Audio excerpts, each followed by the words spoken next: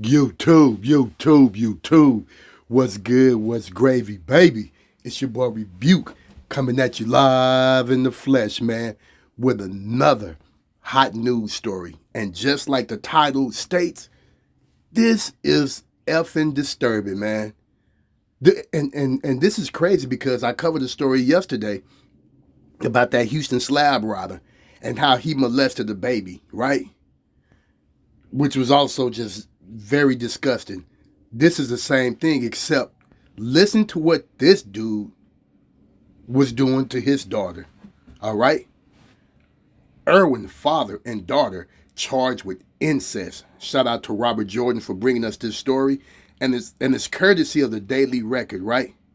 So let's get into this. Let's listen to this. Roll that clip. Irwin father and daughter charged with incest.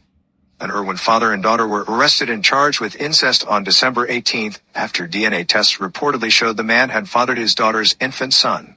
Irwin Police Department detectives Charles Norris and Ethan Core have been interviewing witnesses and gathering evidence in the case since May 9, 2024. That's the day police say Mackenzie Elizabeth Hicks, then 18, came to the station reporting her father, Julius Grant Jackson, had committed multiple sexual assaults on her since she was approximately 13 years old.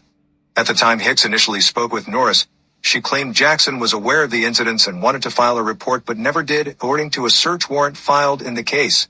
During the May 2024 interview, Hicks reportedly told Norris she did not want to follow through with the case due to her father possibly being charged as well. 4 months later, on September 18, 2024, Danielle Hicks, the biological mother of Mackenzie, contacted Detective Core and reported that her daughter was pregnant as a result of being molested by Jackson, according to online court records filed with the case. Mackenzie's mother reportedly told Core that she believed some of the intimate actions between her daughter and Jackson were consensual.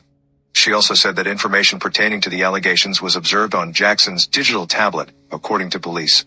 Chelsea Fontaine, who described herself as a family friend, met with Core a year later on September 19th and reportedly told detectives that she learned Jackson was the biological father of Hicks' 6-month-old son. Norris applied for and executed a search warrant for DNA samples from Jackson and Hicks as well as any items which might have evidentiary value to any crimes on September 25th. With DNA results from the North Carolina State Bureau of Investigation confirming Jackson's paternity of the son, Norris and other law enforcement officers went to the St. Matthews Road residence to arrest Jackson and Hicks on December 18th. The pair reportedly fled the home in Jackson's truck and a brief chase ensued, ending in the pair's arrest. During a search of the truck used in the chase, police reported finding multiple high-power, loaded firearms. Jackson, now 40, of 214 St. Matthews Road in Irwin, is charged with committing felony incest, committing a felony crime against nature, felony fleeing to elude arrest with a motor vehicle, committing a hit and run, leaving the scene of a crash with property damage, resisting a public officer, possessing a fictitious driver license, and failing to stop for a stop sign or flashing red light. His bond was set at $1,550,000 secured. Hicks, now 20, of same address, is also charged with committing felony incest and committing a felony crime against nature. Hicks is being held under a $1 million secured bond. Additional charges may be coming in the case, according to Irwin Police Chief Jonathan Johnson. The chief added that the Harnett County Department of Social Services has stepped in to make certain the infant son, in the case, is being cared for by responsible adults. Jackson and Hicks appeared in Harnett County District Court on Friday, December 19th, for first appearances before Judge Joy A. Jones. The court appointed attorney Haley Twing to serve as Jackson's defense counsel and appointed attorney Daniel Moose to represent Hicks. Both of the defendants are scheduled for a probable cause hearing on January 6th. The court kept original bond amounts the same and both defendants remain housed in the Harnett County Detention Center. Grant has passed convictions for worthless checks, larceny, and committing a break-in. The break-in led to a felony conviction in 2003. Now tell me this didn't just blow y'all mind. Man, this dude is a devil. He's a devil. And I feel sorry for the little girl because she was a victim all the way up until the point as a grown woman, she decided to keep laying down with her father. But I still don't fault her because she was molested and groomed like that. So her mind been warped since she was 13 because she's been getting molested. She's been getting sexually abused by her father Since 13.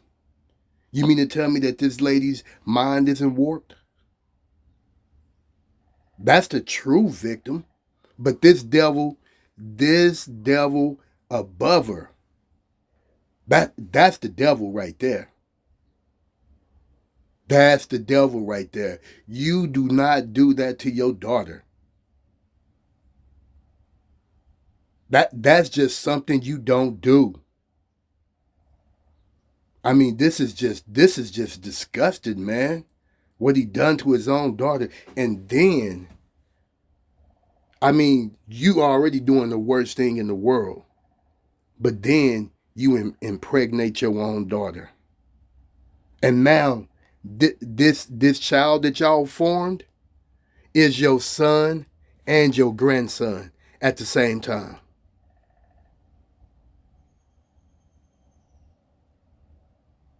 You're his dad and his grandfather at the same time. I mean, I don't know, you two. I don't know, man. I don't know. I mean, somebody tell me in the comment section, man, what do y'all think? Because nobody can justify this. Nobody can justify this. It's unjustifiable, man. You destroyed your daughter forever. You destroyed your daughter forever, man.